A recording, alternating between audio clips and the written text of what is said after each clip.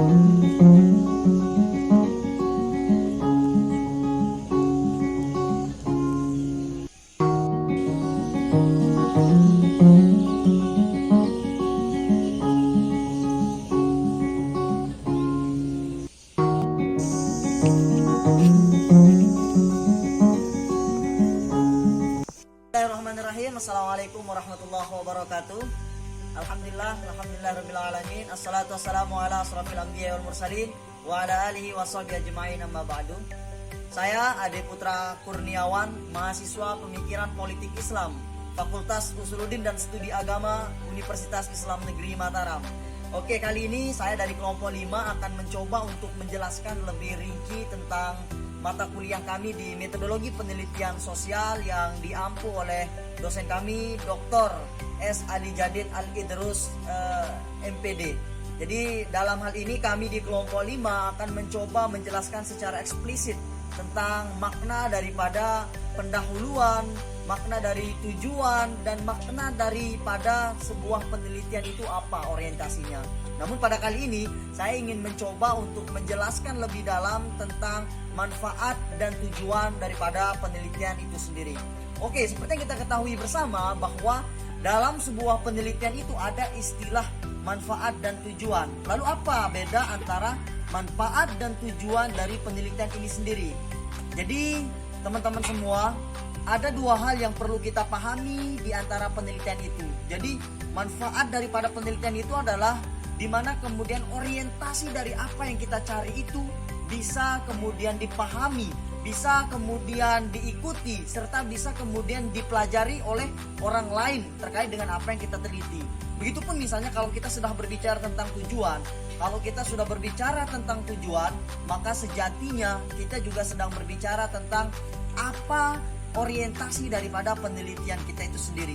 Nah, untuk lebih jelasnya apa kemudian tujuan dan manfaat daripada penelitian ini, maka simak juga apa yang akan saya jelaskan di berikut ini.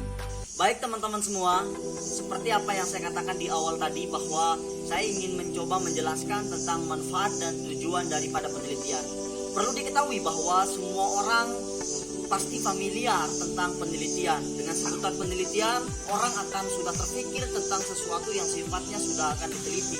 Tapi pada konsep dan kontekstualnya, tidak semua orang memahami tentang manfaat dan tujuan daripada penelitian itu sendiri. Jadi ada dua tujuan daripada penelitian dan ada dua juga manfaat daripada penelitian. Baik, saya akan mencoba menjelaskan dari tujuan daripada penelitian. Tujuan penelitian yang pertama ada tujuan umum dan yang kedua ada tujuan khusus daripada penelitian itu sendiri. Lalu pertanyaannya kembali timbul, apa tujuan umum, apa tujuan khusus daripada penelitian? Baik teman-teman semua, tidak perlu khawatir, saya akan mencoba menjelaskan bahwa tujuan umum daripada sebuah penelitian itu adalah menguji sebuah teori atau memahami sebuah teori yang memverifikasi teori sebelumnya untuk mencari sebuah kebenaran, atau menguji daripada keilmuan daripada setiap teori yang ada yang kemudian diaplikasikan di lapangan, lalu kemudian timbullah sebuah hasil penelitian. Ini salah satu contoh daripada penelitian secara umum. Jadi tujuan penelitian secara umum itu misalnya kalau contoh dalam penelitian yang kita lakukan misalnya di lapangan, kita ingin menguji ada sebuah teori, ada sebuah landasan teori yang kita bawa, kemudian kita sandarkan kepada penelitian yang kita lakukan di lapangan. Lalu disinilah kita akan melihat bahwa tujuan daripada penelitian ini adalah memverifikasi daripada teori yang ada untuk kemudian mendapatkan hasil penelitian yang maksimal. Lalu pertanyaan kedua muncul, apa maksud daripada atau tujuan daripada penelitian secara khusus? Kalau tujuan penelitian secara khusus ini lebih cenderung kita ingin menjelaskan tentang bagaimana kita mendapatkan ilmu yang baru. Banyak di antara kita yang bertanya bahwa ilmu-ilmu itu muncul dari mana? Disinilah kemudian tujuan daripada penelitian secara khusus, bahwa adanya keinginan daripada seorang peneliti untuk mencari ilmu-ilmu yang baru terkait dengan apa yang diteliti, sehingga secara gambaran besarnya tujuan penelitian secara umum dan secara khusus itu lebih kepada dimana kita kalau di tujuan umum berbicara tentang melandaskan teori yang sudah ada untuk mencari tujuan yang baru, atau lebih simpelnya contoh yang saya sebutkan di awal tadi bahwa ada keinginan untuk mencari sebuah problematika untuk diuji melalui teori. Lalu kalau tujuan khususnya ada keinginan seorang peneliti untuk mencari ilmu yang baru terkait dengan apa yang dia teliti dan sampai hari ini belum dia temukan dalam sistem metodologi penelitian sosial atau sistem penelitian kualitatif maupun kuantitatif. Tadi saya sudah menjelaskan tentang tujuan daripada sebuah penelitian. Kali ini saya akan berbicara tentang materi yang kedua, yaitu tentang manfaat daripada penelitian. Kalau tadi kita berbicara tentang tujuan itu ada dua, manfaat daripada penelitian juga dalam metodologi penelitian sosial ini ada dua, yaitu manfaat teoritis dan manfaat praktis. Apa beda antara manfaat teoritis dengan manfaat praktis?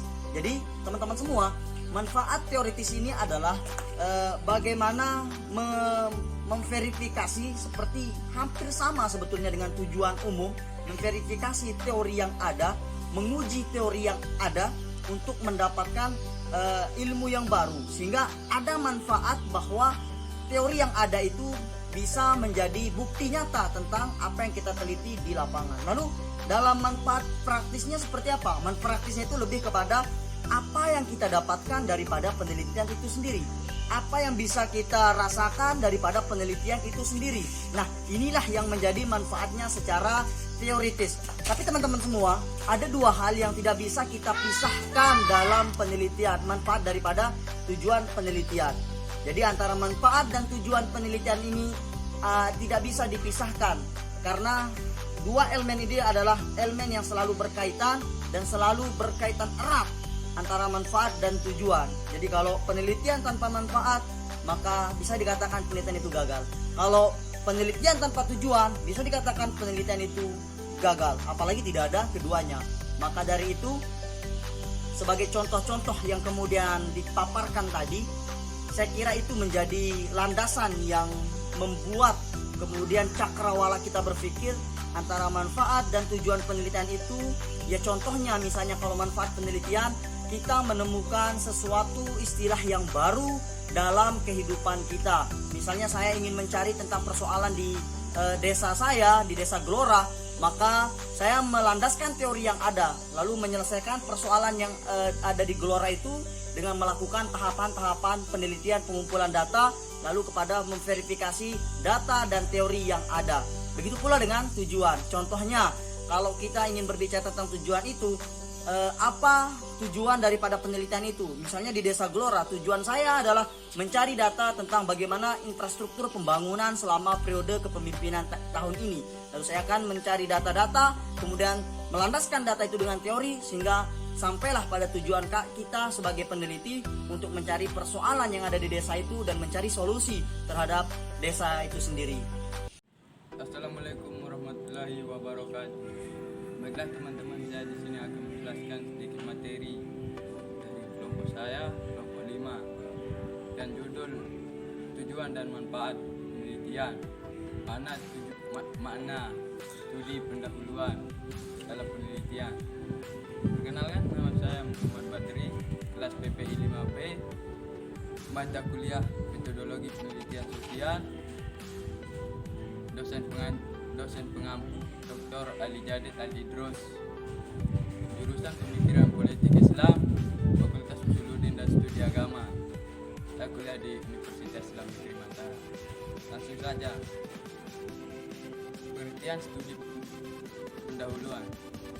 Studi pendahuluan merupakan studi yang dilakukan untuk seorang peneliti untuk mencari informasi-informasi yang diperlukan oleh seorang peneliti agar masalah yang ia teliti menjadi lebih jelas kedudukannya.